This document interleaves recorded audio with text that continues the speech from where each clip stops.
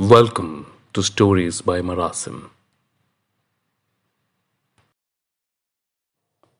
दोस्तों, मेरा नाम है प्रतीक। कहानियां लिखता हूं और सुनाता हूं। मैं आपको सुनाने जा रहा हूं मेरी लिखी कहानी closed chapter. Keep listening. Durgapur railway station पे आज जरूरत से ज्यादा भीड़ थी। बनपुर में कोई मेडिकल एग्जाम था शायद। प्लेटफॉर्म के बेंच पे, फूड स्टॉल्स पे, जहां देखो वहां नौजवान दिखाई दे रहे थे।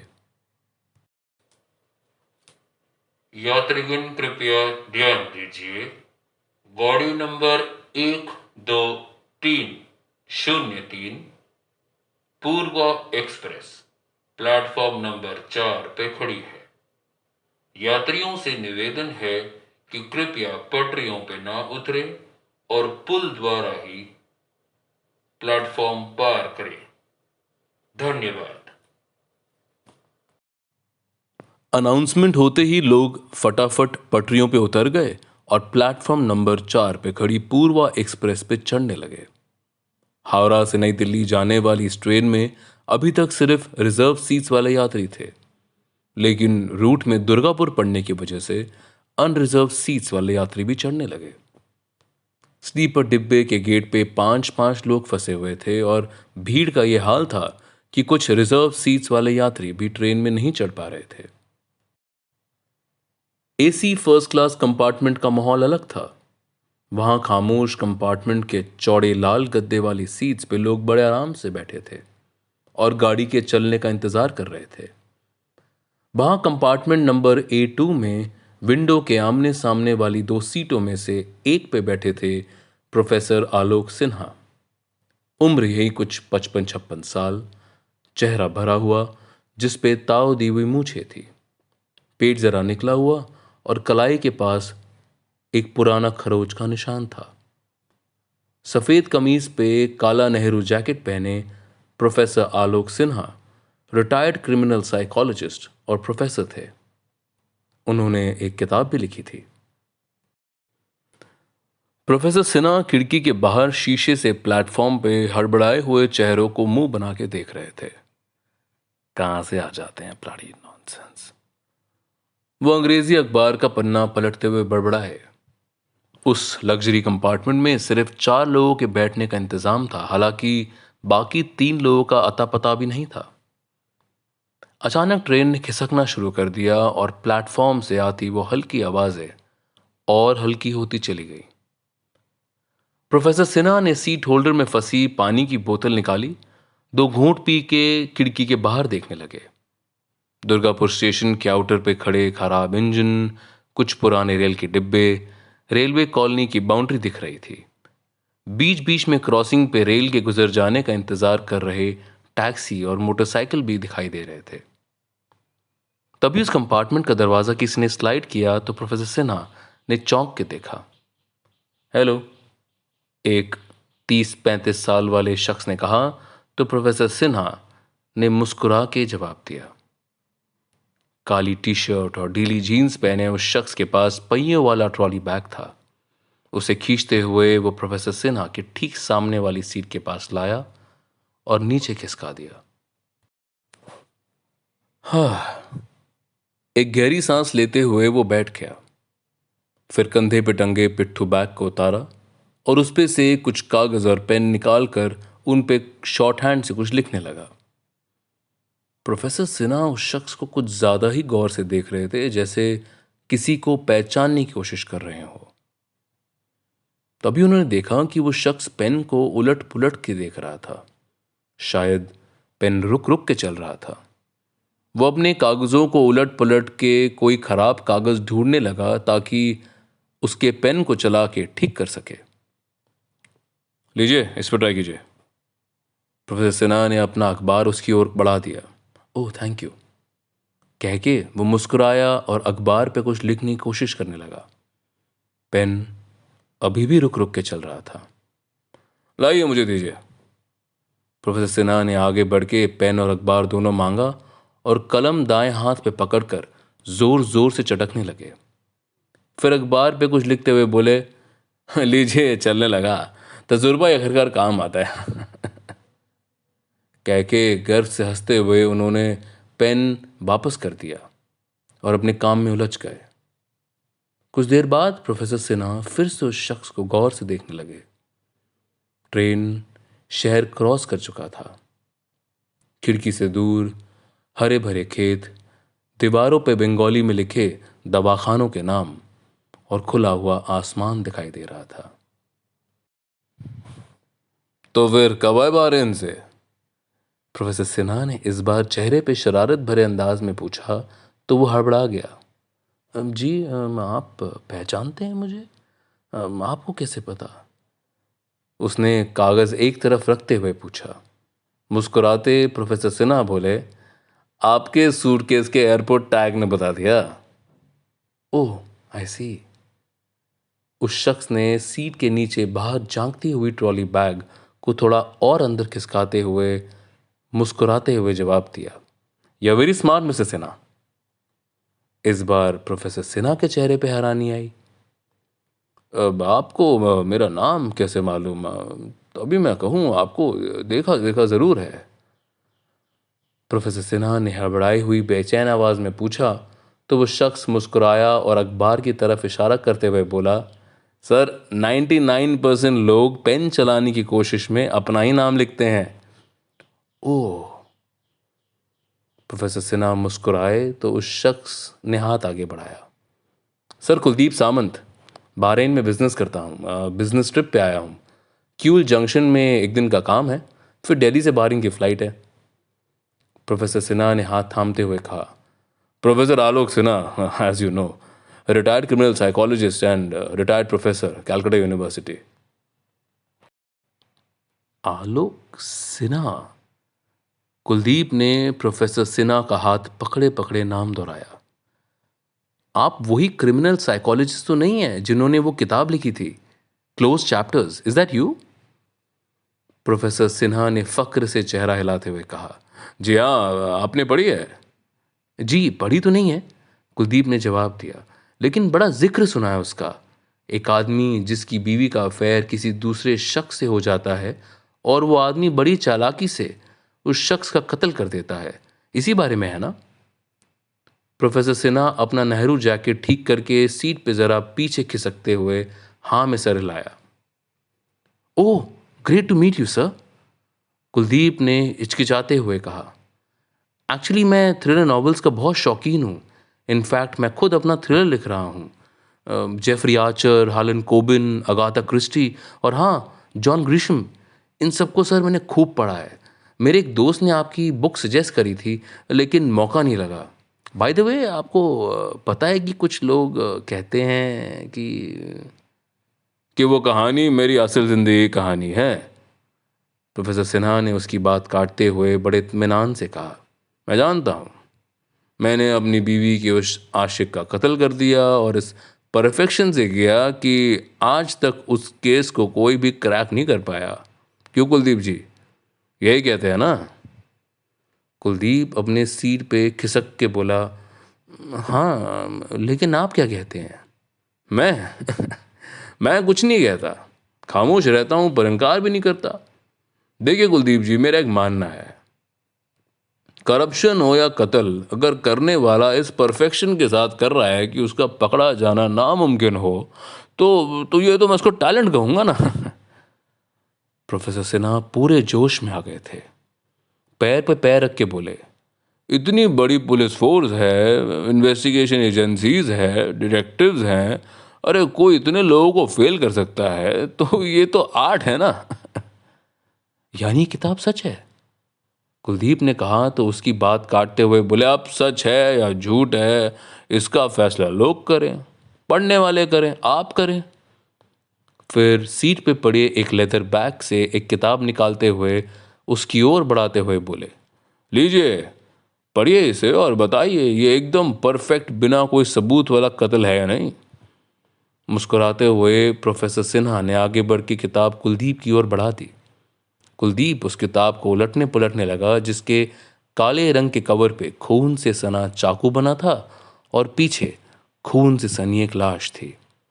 लाल रंग में किताब का नाम लिखा था, क्लोज्ड चैप्टर्स। नीचे ऑथर का नाम लिखा था, प्रोफेसर आलोक सिन्हा। कुलदीप ने थोड़ी देर किताब को उलट पुलट करके देखा, फिर बोला, प्रोफेसर सिन्हा, डोंट माइंड, आपकी किताब बहुत अच्छी होगी, लेकिन क्राइम थ्रिलर नॉवेल्स पढ़ने की हैसियत से सर मैं एक चीज़ कह सकता हूँ कि sir no crime is perfect. नहीं नहीं नहीं नहीं नहीं नहीं, प्रोफेसर सिन्हा बोले, जैसे मैंने इस किताब में लिखा है वो एकदम सटीक, एकदम परफेक्ट है कुलदीप। उससे अच्छा कोई तरीका हो नहीं सकता था इस कत्ल का। सर मैं नहीं मानता, कुलदीप ने कहा तो प्रोफेसर सिन्हा का मुंह बन गया। कुछ आगे बोलने ही वाले थे कि कंपार्टमेंट का डोर स्लाइड हुआ तो हाथ में लिस्ट लिए टीटी खड़ा था। काला कोट पहने टीटी लिस्ट देख के बोला, आलोक सिन्हा? जी मैं हूं, प्रोफेसर सिन्हा ने कहा तो टीटी कुलदीप की तरफ मुड़ के लिस्ट में देख के बड़बड़ाया, ओके, और तुम्हारा नाम की? कुलदीप सामंत, कुलदीप ने जवाब दिया। तो टीटी लिस्ट में तमाम नामों के बीच उसके नाम के आगे टिक लगाने के बाद आईडी कार्ड के बारे में पूछा, আপনার आईडी कार्ड আছে? कुलदीप ने जैसे ही जेब में हाथ डाला, टीटी बोला, ठीक है ठीक है ठीक है, हाँ थैंक यू सर, कह के वो बाहर निकल गया और गेट स्लाइड करके बंद कर दिया। कुलदीप ने प्रोफेसर सिन्हा के चेहरे पर नजर डाली तो वो उसे इस तरह देख रहे थे जैसे उनके मन में कोई ख्याल घूम रहा हो। What happened sir? कुलदीप ने मुस्कुरा के पूछा तो एक ढीला हाथ अपने घुटने पे मारते हुए बोले, कुलदीप जी, चलिए एक खेल खेलते हैं, खेलेंगे? प्रोफेसर सिन्हा ने मुस्कुराते हुए पूछा तो कुलदीप बोला, खेल? कैसा खेल? प्रोफेसर सिन्हा ने कुलदीप से किताब वापस लेते हुए कहा, वो आप कह रहे थे ना, नो क्राइम इज परफेक्ट, तो चलिए मैं आपको चैलेंज करता हूँ, कहानी सुनाता हूँ, क्लोज चैप्टर्स। सुनिए और बताइए ये क्राइम परफेक्ट था या नहीं। अगर नहीं था तो इसे आप कैसे लिखते? कुछ देर कुलदीप उनकी तरफ देखते रहा और फिर मुस्कुराकर बोला, सर अगर आप वाकई मुझे क्रिटिक बनाना चाहते हैं तो ठीक है, चलिए सुनते हैं। ट्रेन माधोपुर रेलवे स्टेशन पे पहुंचने वाली थी। स्टेशन के आउटर पे दूध वाले, आलू पूड़ी बेचने वाले, सिंगाड़े को टोकरी पे बेचती हुए औरतें दिखाई देने लगी। कंपार्टमेंट में बाहर से आती आवाज़ें और तेज़ हो रही थी और सीट के आमने सामने बैठे दो अजनबियों की बातें दिलचस्प होती जा रही थी। वो नहीं जानते थे कि वो जो खेल खेलने जा रहे थे उसके नतीजे कितने खतरनाक होने वाले थे। चाहिए चाहिए चाहिए। माधोपुर रेलवे स्टेशन पे चाय और पानी की बोतल बेचने वाले रेल के डिब्बों में चढ़ने लगे, लेकिन एसी फर्स्ट क्लास के 8-2 कंपार्टमेंट में खामोशी थी। काले रंग की कवर वाली वो किताब कुलदीप के हाथ में थी। प्रोफेसर सिन्हा अपनी घनी मूंछों को ताव देने के बाद बोले, तो कुलदीप जी शुरू करें फिर? कुलदीप ने मुस्कुराते हुए किताब वापस प्रोफेसर सिन्हा को दी और पीछे खिसक कर पैर पे पैर रख के हाथ से इशारा करते हुए बोला, जी बिल्कुल। प्रोफेसर सिन्हा बोले, ये कहानी मैंने फर्स्ट पर्सन में लिखी है, यानी लेखक ही हीरो है, इसलिए मैं कह के लिखी है, ठीक है? वैसे ही सुनाता हूं। कुलदीप ने हाँ में सर हिलाया और प्रोफेसर सिन्हा की आंखों में गौर से देखने लगा। प्रोफेसर सिन्हा ने कहानी शुरू करी। पूरी दुनिया का सबसे बड़ा सच ये है कि यहाँ कुछ भी मुफ्त नहीं है। रोटी का हर निवाला, नरम बिस्तर की हर करवट, आराम देने वाली मुस्कुराहट कमानी पड़ती है। अक्सर इस रास्ते पे ऐसे मोड़ आ जाते हैं जहाँ धोखा, बेईमानी, झूठ, फरेब इस रास्ते की ज़रूरत बन जाता है। मैं इस जालिम दुनिया की भीड़ में गुम होने के लिए पैदा नहीं हुआ था, इसलिए मैंने हमेशा दिल से नहीं दिमाग से काम लिया। और यही वजह थी कि शहर के बड़े कामयाब लोगों में मेरा नाम लिया जाता था।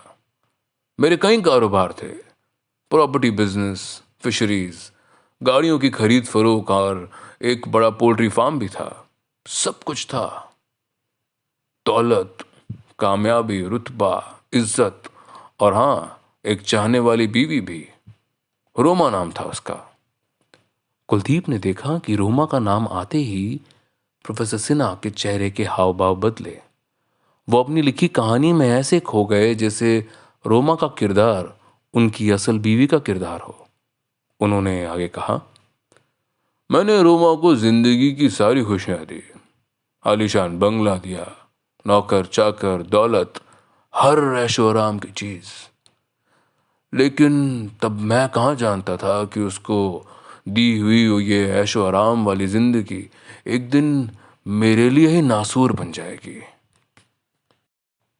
उन दिनों मैं फिशरीज के बिजनेस में नया नया उतरा था, इसलिए ज़्यादातर वक्त या तो पार्टनर्स के साथ मीटिंग्स में या समुंदर में फिशिंग बोट पे गुजरता था। रोमा ज़्यादातर वक्त घर पे ही रहती थी। एक रात मैं घर लौटा तो मैंने देखा नीले जोड़े में सजी सवरी रोमा आईने के पास उदास बैठी है। क्या हुआ, तुम सोई नहीं अब तक? मैंने टाई की नॉट ढीली करते हुए पूछा तो वो बिना पलटे ही उदास चेहरे से बोली, सोना नहीं चाहती, सोऊंगी तो फिर सुबह हो जाएगी और फिर एक पहाड़ जैसा लंबा दिन काटना पड़ेगा मुझे अकेले। देखो रोमा, मैं फिर वही बेतुकी बात शुरू नहीं करना चाहता, मैंने हल्के गुस्से में कहा। मैं जानता हूं तुम घुमा घुमा के एक ही बात दोहराओगी, लेकिन मैं कह चुका हूं तुम्हें काम करने की कोई जरूरत नहीं है। मैं कुर्सी पे बैठ के जूते उतारते हुए कहा, आगे जरूरत क्या है तुम्हें काम करने की? किस चीज की कमी है तुम्हें? कमी? उसने पलट के कहा तो उसकी आंखों में आंसू थे। है क्या मेरी जिंदगी में, सिवाय इस महल जैसे घर में अकेले बैठ के तुम्हारा इंतजार करने के? यार क्यों करती हो मेरा इंतजार तुम? मैंने गुस्से से उसके करीब जाके कहा, मुझे काम करना होता है, मैं बिजनेस में नया नया उतरा हूं। मैं बातचीत को आगे खींचना नहीं चाहता था। उसके कंधे पे हाथ रखा और कहा, देखो रोमा, तुम कुछ ज्यादा ही सोचती हो, तभी उदास उदास ख्याल आते हैं, घुमा फिरा करो। फिर उसके चेहरे से बालों के लटे हटाते हुए कहा, और अब तो तुम्हारी दोस्त, क्या नाम है उसका, रुखसाना खान, वो भी तो शहर में आ गई है, उसी के साथ मार्केट जाया करो। तुम बता रही थी कि वो गिटार क्लासेस लेती है, तुम भी गिटार क्लासेस सीख लो। अरे बहुत कुछ है करने को भाई। मैं कल ही किसी को बोलता हूँ ऑफिस में, तुम्हारे लिए म्यूजिक टीचर अरेंज कर देगा। अच्छा ठीक है, अब रोना बंद करो यार, मैंने कहा तो रोमा के बहते आंसू थमने लगे। अगले दिन मैंने अपने प्यून को एक म्यूजिक टीचर अरेंज करने को कह दिया। वो 2 दिन बाद घर पे भी आ गया। लेकिन जब वो घर पहुंचा तो मुझे पता चला कि रोमा ने खुद भी एक म्यूजिक टीचर को बुला लिया था। आदित्य नाम है इसका। रोमा ने एक शाम उसका इंट्रोडक्शन मुझसे करवाते हुए कहा, मेरे कॉलेज का जूनियर है, ये रुखसाना को भी सिखाता है, अब मुझे भी सिखाएगा। अच्छा, hello Aditya, how are you? मैंने कहा तो वो मुस्कुरा के बोला, आई एम फाइन सर। तो कब से म्यूजिक सिखा रहे हो? मैंने उससे पूछा तो वो बोला, सर यही कोई 4-5 साल से। वैसे मैं पार्ट टाइम डीजे भी ऑर्गेनाइज करता हूँ सर, इन केस अगर आपको। आदित्य मुझसे काफ़ी यंग था, बल्कि रोमा से भी 4-5 साल छोटा ही होगा। दुबला पतला सा जिस्म था, घुंघराले लटकते हुए बाल, चेहरे पे हल्की दाढ़ी थी और एक खिली हुई मुस्कुराहट। प्रोफेसर सिन्हा, सूप लेंगे आप? ट्रेन की दरदराहट के बीच कुलदीप की आवाज से उनका ध्यान टूटा। दरवाजे पे वेटर टोमेटो सूप लिए खड़ा था। नहीं नहीं नहीं, मैं सूप वूप नहीं लेता, उन्होंने कहा तो कुलदीप ने सिर्फ एक कप अपने लिए लिया और हाथ में लेके बैठ गया। ट्रेन की रफ्तार तेज थी। खिड़की के बाहर मौसम बदला बदला सा लग रहा था। बारिश की छोटी छोटी बूंदें खिड़की पे आके नीचे फिसल रही थी। कुलदीप ने सूप की चुस्की लेते हुए कहा, आह, तो आदित्य के आने से क्या बदला?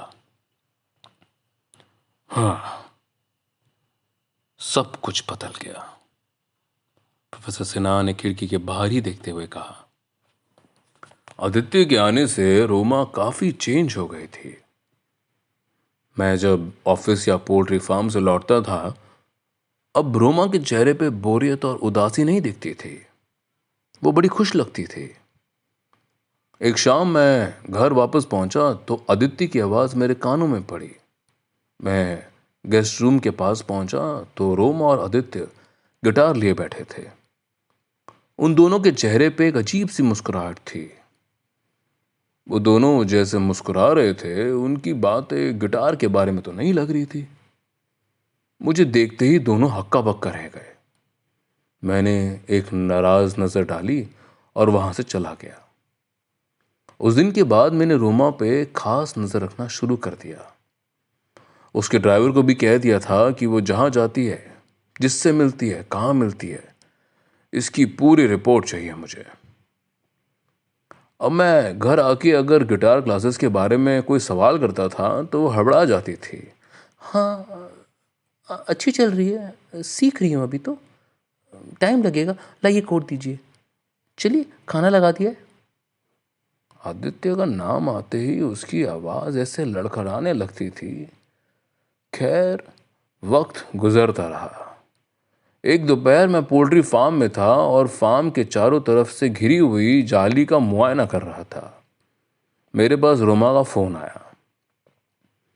सुनिए, वो रुखसाना की बेटी का बर्थडे है फ्राइडे को, तो अरेंजमेंट्स के लिए सामान वगैरह लेने जा रही है मार्केट। वो चाहती है मैं भी साथ चलूं। मैंने कुछ सोचा और कहा, हाँ जाओ जाओ। वो बोली, ठीक है। सुनो, इससे पहले वो अपना फोन रखे, मैंने अपना दाव खेला। फ्राइडे को तो मैं भी फ्री हूं, मैं भी चलूंगा पार्टी में। अचानक उसकी आवाज लड़खड़ाने लगी। हाँ, चलिए ना। रुखसाना के हस्बैंड परवेज जी भी अक्सर आपके बारे में पूछते रहते हैं। मैं और रुखसाना इतने पुराने दोस्त हैं, कम से कम आपको एक बार तो परवेज जी से मिलना ही चाहिए। ठीक है, जाओ जाओ जाओ, हुआ मार्केट के, जल्दी जल्दी लौटना। जेब भी वायर बदलो, जगह जगह से टूटी हुई है। मैंने रोमा से बात करते करते पोल्ट्री फार्म के अटेंडेंट से बात करना शुरू कर दिया। उसने फोन तो रख दिया, लेकिन वो नहीं जानती थी कि उसका पति यानी मैं उड़ती चिड़िया के पंख गिन सकता हूं। बिल्कुल वही हुआ जिसका मुझे शक था। शाम को जब रोमा के ड्राइवर ने मुझे फोन किया तो उसने बताया, साहब मैंने रोमा मैडम और रुखसाना मैडम को मॉल के गेट पर उतार दिया था। वो सामने वाले गेट से जब बाहर आ रही थी, मैं सामने इंतज़ार कर रहा था, लेकिन जब कुछ देर बाद मैडम लौटी तो उनके पीछे वो घुंघराले बाल वाला आदित्य भी था। पूर्वा एक्सप्रेस झाझा स्टेशन से कुछ दूर थी, लेकिन छोटे छोटे गांव की दीवारों पे गोबर के उपले, छोटे छोटे घर के बाहर आंगन दिखाई देने लगे। खिड़की से दूर तक खुले खेत दिखाई दे रहे थे। यानी आपके हीरो का शक सही था। कुलदीप सामंत, जो पैर पे पैर रख के प्रोफेसर सिन्हा की कहानी सुन रहा था, पैर बदलते हुए बोला, हाँ बिल्कुल सही था। प्रोफेसर सिन्हा ने खिड़की की तरफ नजर डालते हुए बोला, और इस बात की पुष्टि उस दिन हो गई जब उसको पहला सबूत मिला। उन्होंने किताब पे एक नजर डाली और आगे पढ़ने लगे। दिवाली से एक दिन पहले की बात है। दोपहर के वक्त में मैं अपने कमरे में रॉकिंग चेयर पर बैठा कंपनी के कागजात चेक कर रहा था। मेरे नौकर ने दरवाज़ा नॉक किया। उसने अंदर आके एक मोबाइल मेरी तरफ बढ़ाया और बोला, सर ये एक लड़का आया था गेट पे, कह रहा था कि मालिक अपना फ़ोन भूल गए हैं उसके घर पे। मैंने फ़ोन देखा तो वो तो रोमा का फ़ोन था। मैं समझ गया उसने मालकिन कहा होगा, मालिक नहीं। ठीक है, यहाँ रख दो, जाओ यहाँ से। उसके जाते ही मैंने झट से फ़ोन उठा लिया और चेक करने लगा। उस पे 33 मिस कॉल थे रोमा ने वो नंबर जानबूझ के सेव नहीं किया था। मैं अपने नंबर से उस नंबर पे कॉल किया। हेलो, कौन बोल रहा है? मैंने पूछा तो दूसरी तरफ से आवाज़ आई, जी मैं आदित्य, आप कौन? हेलो। उस पल मेरे जिस्म में चिंगारियां दौड़ रही थी। एक ज्वाला था जो मैंने अपनी रगों में महसूस किया था। कहानी सुनाते हुए उस एसी कंपार्टमेंट में प्रोफेसर सिन्हा के माथे पे पसीने की बूंदें दिखाई दे रही थी, जैसे वो कहानी वाकई सच हो। कुलदीप ने उनकी तरफ पानी की बोतल बढ़ाई तो उन्होंने 2 घूंट भी पी लिए। और फिर आपकी कहानी के उस हीरो ने आदित्य को मार दिया, करेक्ट? कुलदीप ने बोला तो वो सर दाएं बाएं हिलाते हुए बोले, नहीं नहीं नहीं, अभी तो इस कहानी में वो होना है कुलदीप साहब जिसके बारे में आपने सोचा भी नहीं होगा। लेकिन हाँ, उस वक्त उस आदित्य की मौत तय हो चुकी थी। कुलदीप देख रहा था कि प्रोफेसर सिन्हा की आंखें अजीब तरह से चमक रही थी। कोई राज जिस पे से पर्दा उठना भी बाकी था। यात्रीगण कृपया ध्यान दीजिए, गाड़ी नंबर 12303 पूर्व एक्सप्रेस प्लेटफॉर्म नंबर 2 पे खड़ी है। धन्यवाद।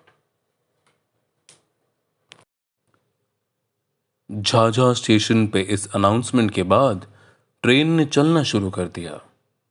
प्लेटफॉर्म पे भीड़ थी, लेकिन ट्रेन कुछ खाली भी हो गई थी। मेडिकल एग्जाम वाले ज़्यादातर स्टूडेंट्स धनबाद, माधवपुर, चित्तरंजन और अब झाझा पे उतर चुके थे।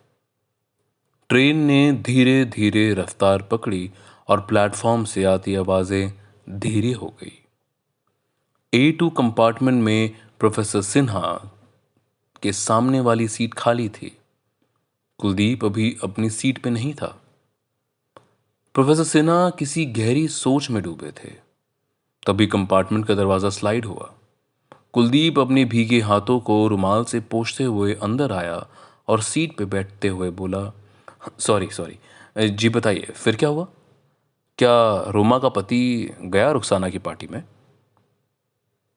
कुलदीप ने रुमाल जीन्स की जेब में रखते हुए पूछा तो प्रोफेसर सिन्हा मुस्कुराए और बोले, बिल्कुल गया, वो तो जाना ही चाहता था।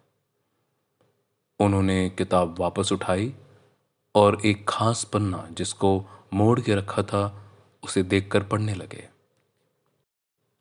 मैं पार्टी में पहुंचा तो वहां अलग ही रौनक थी। सोसाइटी के बीच बने पार्क में अरेंज की उस पार्टी में अच्छी सजावट थी।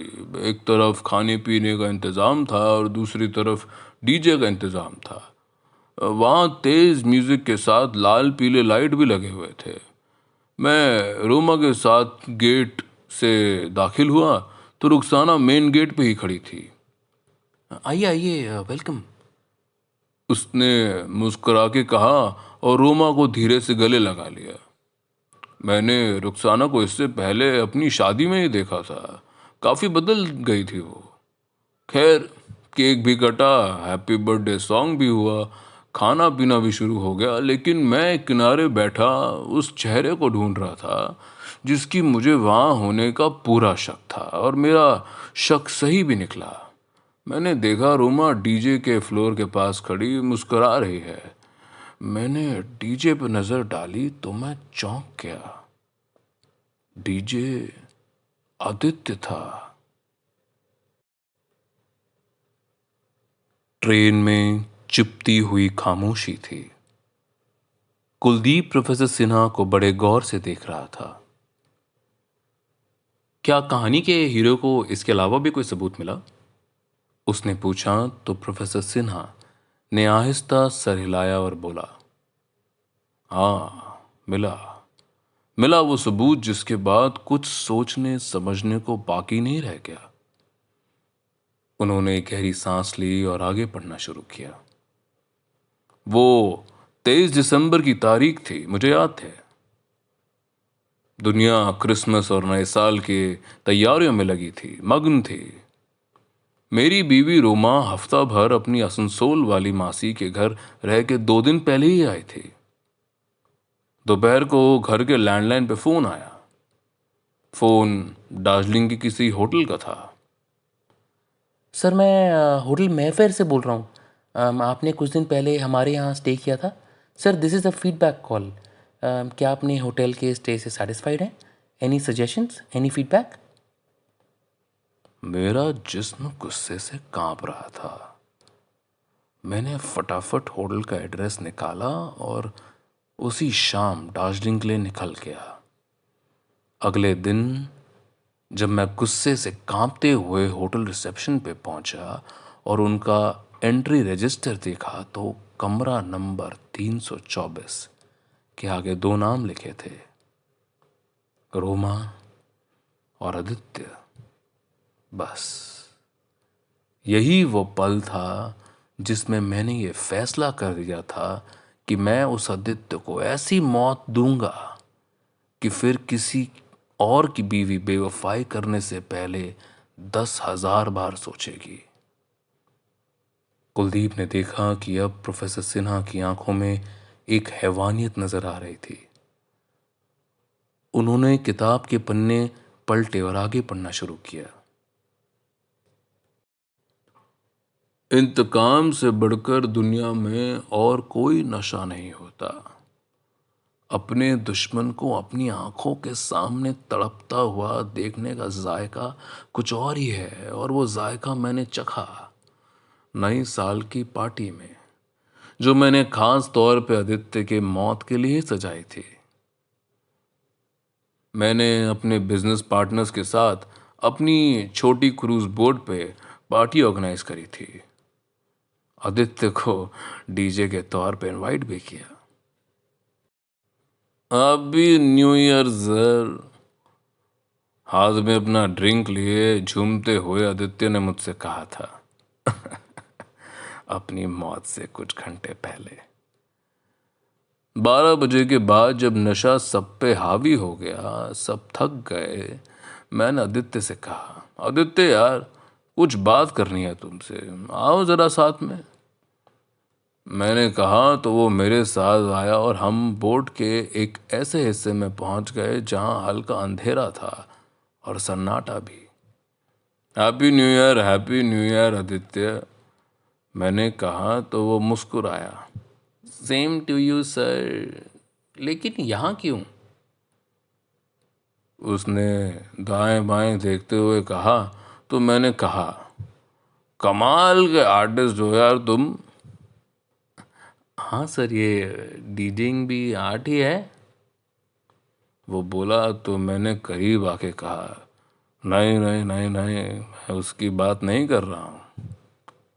तो उसने घबरा के पूछा तो मैंने उसकी आंखों में आंखें डालकर कहा, दूसरे की बीवी को अपना बना लेना भी तो आर्ट है, नहीं?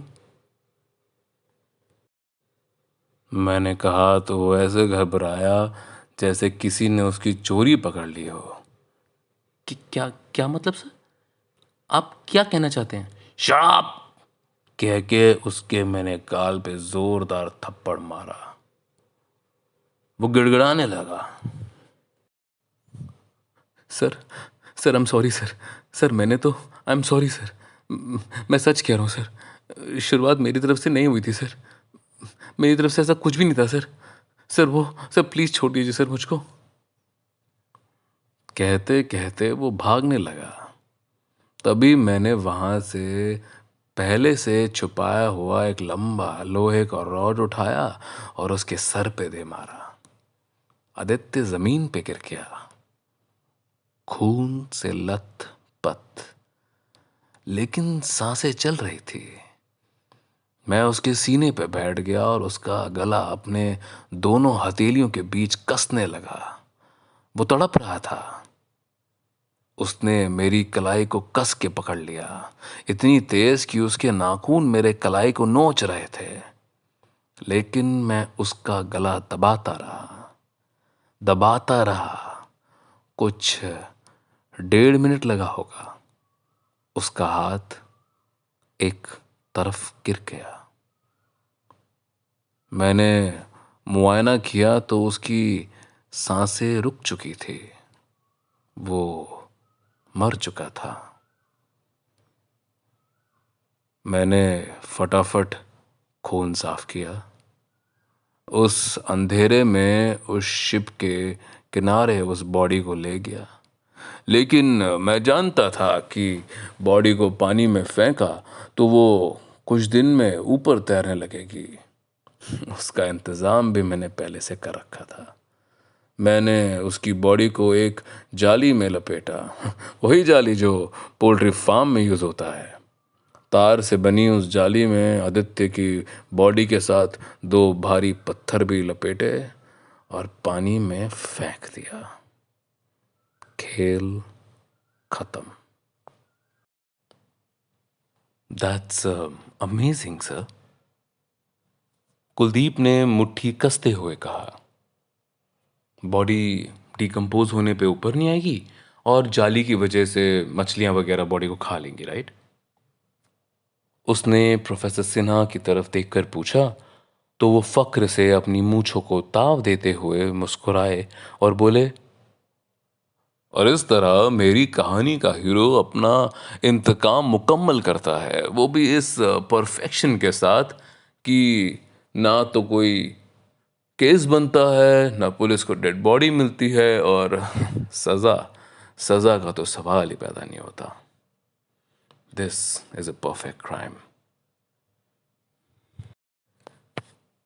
उन्होंने पैर पे पैर रखते हुए कहा, है ना कुलदीप जी, परफेक्ट क्राइम। दोपहर के 3 बजे थे।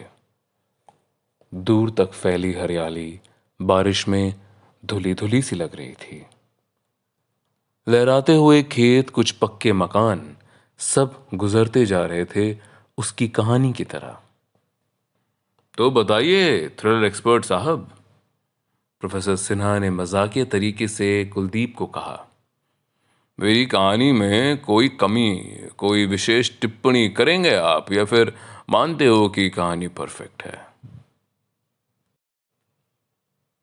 पानी की बोतल को होल्डर पे रखते हुए कुलदीप ने कहा, सर मैं कहूँगा कहानी बहुत अच्छी लिखी है। कहानी बहुत ही उम्दा है, सच्ची है, झूठी है, जैसा लोग कहते हैं सर वो तो पता नहीं, लेकिन है ज़बरदस्त। लेकिन कहते कहते वो रुक गया।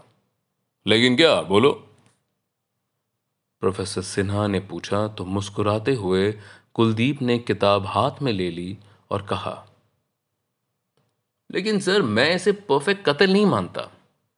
परफेक्ट क्राइम, परफेक्ट मर्डर तो तब है जब दुश्मन का खेल खत्म भी हो जाए और हाथ पे खरोच भी ना आए। कुलदीप के कहते ही प्रोफेसर सिन्हा ने हड़बड़ाते हुए आस्तीन से कलाई छुपाने की कोशिश की। कुलदीप को गौर से देखते हुए एक घूंट पानी का पिया और खिड़की के बाहर देखने लगे।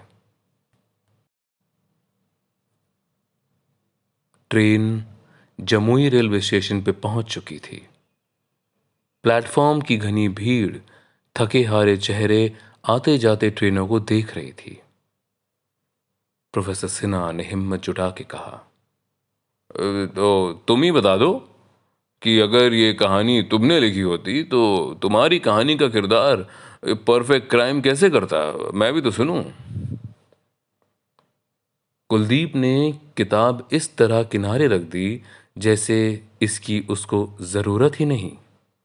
मुस्कुराते हुए बोला, ठीक है प्रोफेसर सिन्हा, सुनाता हूं, लेकिन इतनी डिटेल में नहीं सुनाऊंगा, शॉर्टकट में सुनाऊंगा।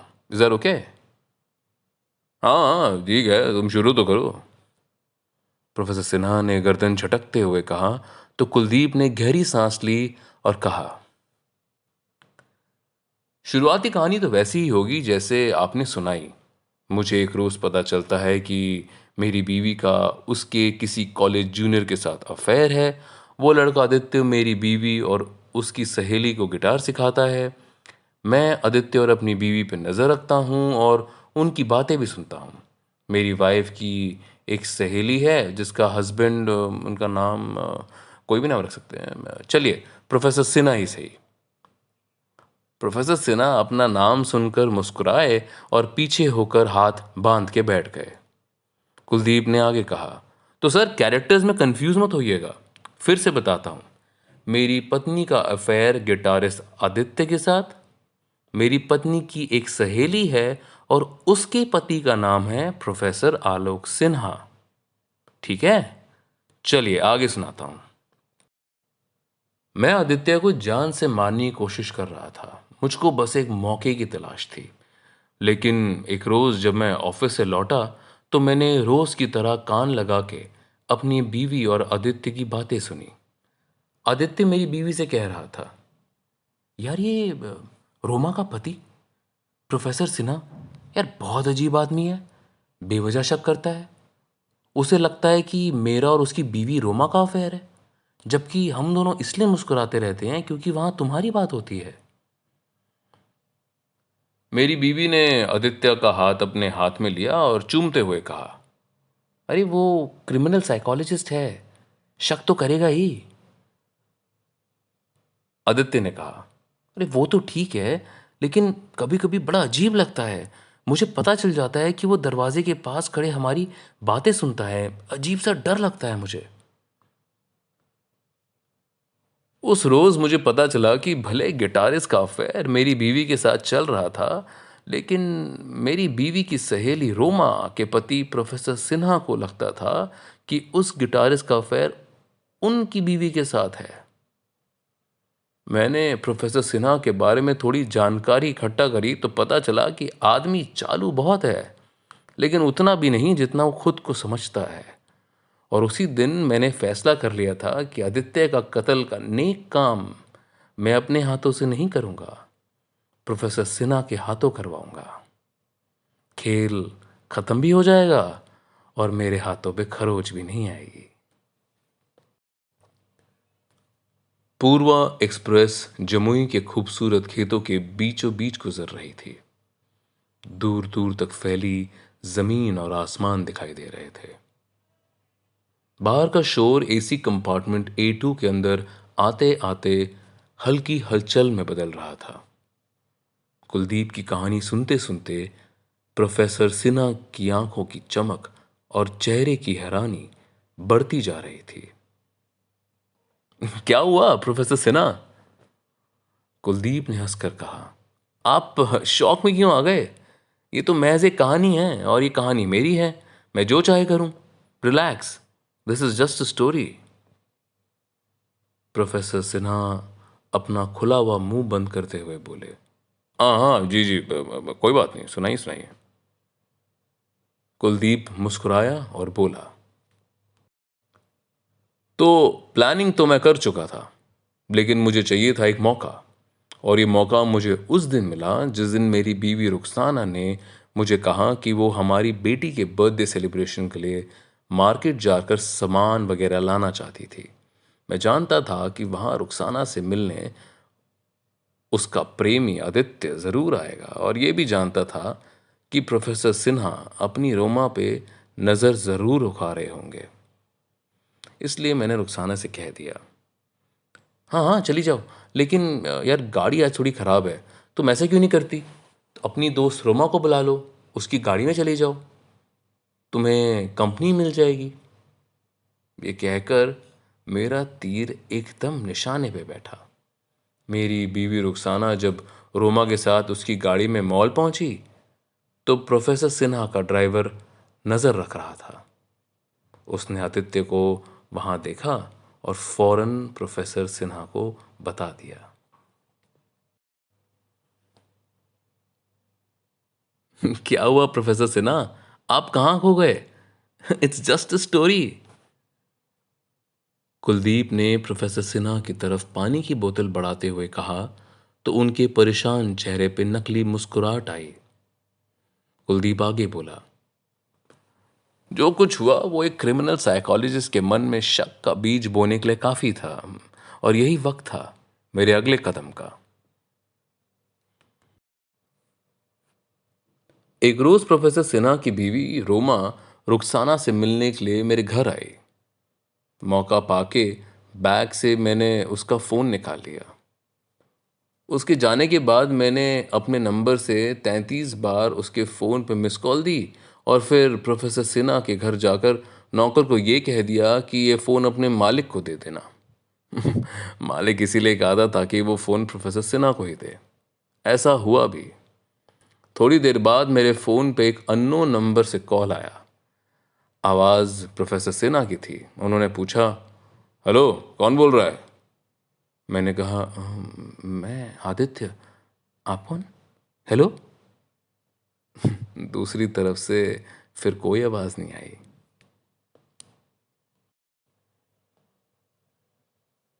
पूर्वा एक्सप्रेस अपने पूरे रफ्तार में पटरियों पे भाग रही थी। शायद उससे भी तेज प्रोफेसर सिन्हा की रगों में हैरानियत दौड़ रही थी। कुलदीप अपना पिट्ठू बैग साइड में रखता हुआ बोला, तो भाई फिर आई पार्टी वाली रात। रुखसाना बेवकूफ नहीं थी कि अपने आशिक आदित्य को पार्टी में भी इनवाइट करे। उसको पता था मेरी मौजूदगी में आदित्य के साथ उसका दिखना शक पैदा कर सकता है, इसलिए उसने मेहमानों के लिस्ट में आदित्य का नाम ही नहीं लिखा। लेकिन मैं जानता था कि प्रोफेसर सिन्हा जरूर आएंगे, इसलिए मैंने रुखसाना से कहा, सुनो, वो सारे इंतजाम तो हो गए हैं, बस डीजे का देख रहा हूँ। 2-3 जगह पता किया है, बहुत महंगा पड़ रहा है, रेट कुछ ज़्यादा ही है। तुम ऐसा क्यों नहीं करती? क्या नाम है उसका, आदित्य, उसी को बुला लो। वो भी तो डीजे ही है ना, तुम्हारा कॉलेज का जूनियर है यार, कुछ तो डिस्काउंट देगा। अब रुखसाना को और क्या चाहिए था? उसके चेहरे पे तो मुस्कुराहट आ गई। उसने उसी वक्त आदित्य को कॉल किया और पार्टी में इनवाइट कर दिया। और पार्टी में बिल्कुल वही हुआ जैसा मैंने सोचा था। प्रोफेसर सिन्हा ने आदित्य को देखा और उनका शक यकीन में बदल गया। हिलती डुलती उस ट्रेन में अब प्रोफेसर सिन्हा के चेहरे के तेवर बदल गए थे। वो कभी कुलदीप की तरफ देखते, कभी बेल्ट सीधी करने के बहाने खड़े हो जाते। उनके शरीर में बेचैनी दौड़ने लगी थी। कुलदीप ने कहा, सर चाय पियेंगे? उन्होंने जल्द ना में सर हिलाया और बोले, तुम आगे पढ़ो। कुलदीप मुस्कुराया और बोला, ठीक है। उसने आगे कहा, तो प्रोफेसर सिन्हा के मन का शक मैंने यकीन में बदल दिया था। लेकिन किसी के हाथों किसी का कत्ल करवाने के लिए इतना काफी नहीं है। कत्ल करवाने के लिए चाहिए बेहिसाब नफरत, बेहिसाब गुस्सा, और इसके लिए मैंने चला अपना आखिरी दाव। नए साल के आसपास रुखसाना ने मुझे बताया कि प्रोफेसर सिन्हा की बीवी रोमा आसनसोल जाके वापस आई थी। मैंने सोच समझ के रुखसाना से कहा कि चलो दार्जिलिंग घूम के आते हैं। मैं जानता था कि रुखसाना को मेरे साथ ट्रिप पे जाने की कोई दिलचस्पी नहीं थी, लेकिन वो चालाक थी। जानती थी कि अगर मना करेगी तो मेरे मन में शक पैदा करेगी। एकदम तैयार हो गई। मैं, रुखसाना और मेरी बेटी दार्जिलिंग के होटल मेफेयर में रुके और वापस आ गए। दार्जिलिंग में आखिरी दिन मैंने एक लैंडलाइन से प्रोफेसर सिन्हा को फ़ोन कर दिया और होटल के फीडबैक के बारे में पूछा। अपने आप को महान क्रिमिनल साइकोलॉजिस्ट कहने वाले प्रोफेसर सिन्हा ये भूल गए थे कि अगर कोई चुपचाप गलती से अपना नाम सही लिख भी देगा तो कम से कम घर का लैंडलाइन नंबर तो सही नहीं लिखेगा ना। खैर, उन्होंने होटल का एड्रेस पूछा और भागे भागे अगले दिन होटल पहुंच गए। रिसेप्शन पे जाके एंट्री रजिस्टर चेक किया तो उनको वही नाम दिखा जिस नाम से मैं अपनी बीवी के साथ रुका था, आदित्य और रोमा। चाहिए, चाहिए, चाहिए। दरवाजे पे दस्तक दी तो कुलदीप बोला, नहीं नहीं, चाय वाय नहीं चाहिए। प्रोफेसर सिन्हा, जिनका गला अब तक सूख चुका था, बोले, ले लेते हैं, दे दो दो चाय दे दो। थोड़ी देर प्रोफेसर सिन्हा हाथ में चाय लिए घूरते हुए कुलदीप को देख रहे थे। उसने हाथ से इशारा करते हुए मुस्कुराते हुए कहा, अरे चाय पीजिए सिन्हा साहब, this is just a story. Yeah of course just a story. कहते हुए घबराए हुए प्रोफेसर सिन्हा ने चाय की चुस्की ली। कुलदीप आगे बोला, तो बस इसके बाद मैं आराम से पैर पे पैर रख के बैठ गया, क्योंकि बाकी का काम तो प्रोफेसर सिन्हा करने वाले थे। और वैसा ही हुआ भी। जनवरी में मुझे पता चला कि आदित्य की गुमशुदगी की रिपोर्ट लिखी गई है। पुलिस ने बहुत तलाश की है, लेकिन कुछ मिला नहीं। मैंने मन ही मन में प्रोफेसर सिन्हा को शुक्रिया किया। मेरे दुश्मन का खेल खत्म हो गया और मेरे हाथ पे खरोच भी नहीं आई। And that, mister Sinha, is what I call the perfect crime, the closed chapter.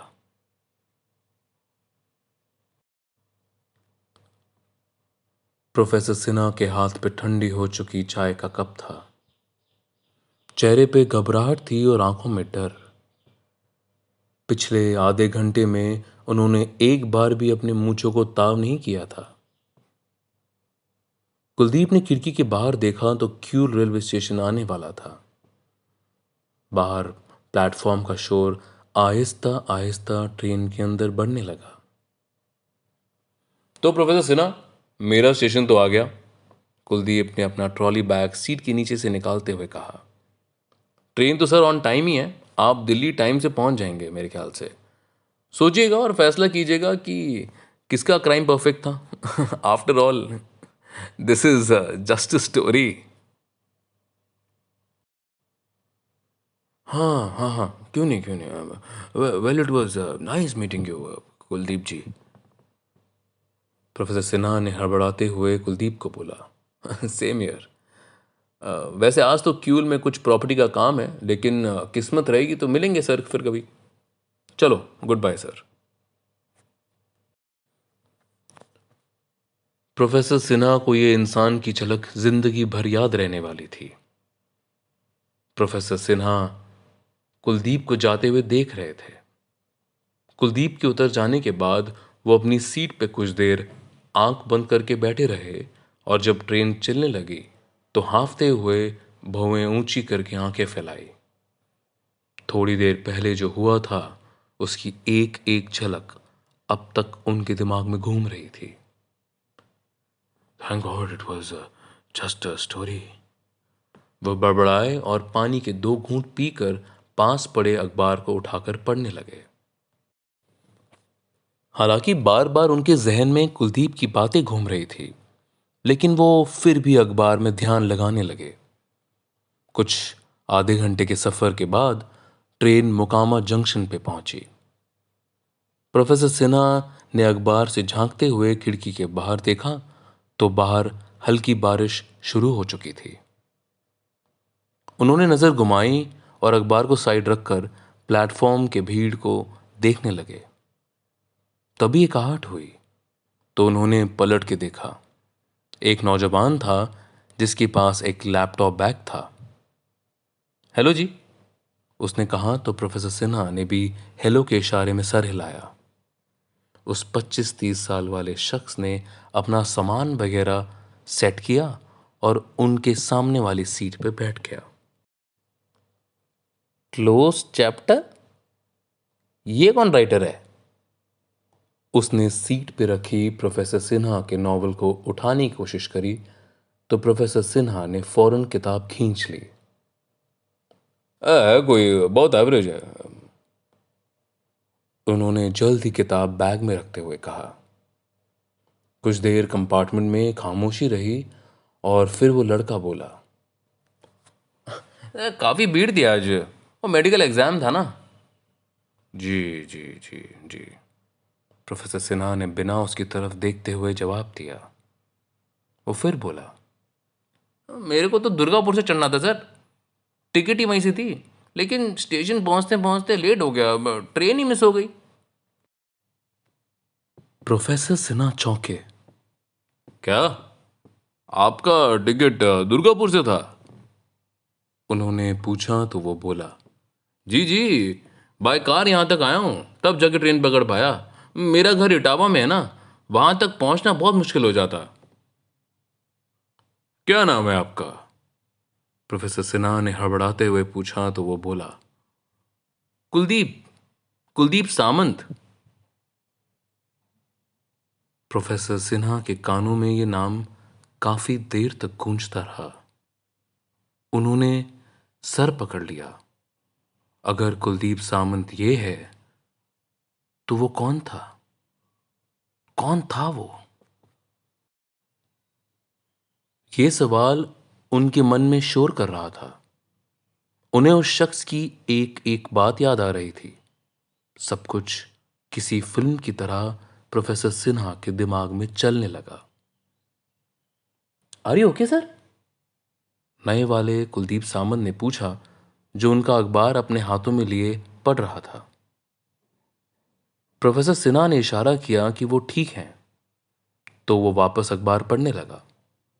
तभी उनको याद आया कि उस शख्स ने अखबार पे कलम चलाने की कोशिश की थी और ये कहा था कि 99% लोग पेन चलाने की कोशिश में अपना ही नाम लिखते हैं। प्रोफेसर सिन्हा ने बिना कुछ कहे सामने बैठे लड़के से अखबार छीन लिया तो वो हड़बड़ा गया। फिर जल्दी से अखबार का पहला पन्ना देखा। वहां पेन की रुकी रुकी स्याही में लिखा था, परवेज।